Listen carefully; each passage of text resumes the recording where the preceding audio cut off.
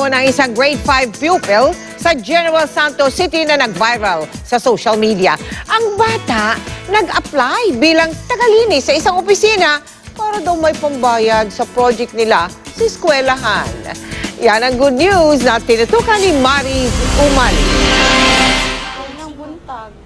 Katatapos lang ng kanyang klase pero imbis na umuwi, sa opisinang ito sa General Santos City dumiretso si Kirby James Villarejo. What is this? Kiwi?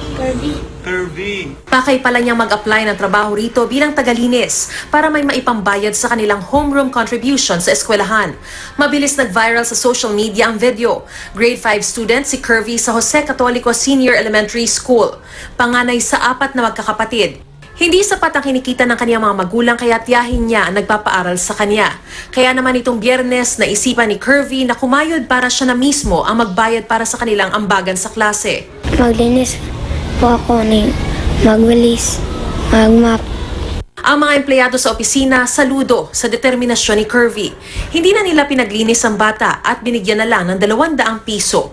Kaya nitong Lunes, nabayaran ni Kirby ang kanilang homeroom contribution. Ang sobra, ipinambili pa niya ng bigas para sa kanilang mag-anak. Determinado raw si Kirby makatapos sa pag-aaral para makamit ang kanyang pangarap.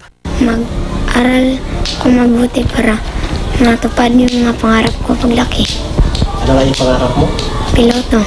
Mariz Umali, nakatutok, 24 oras.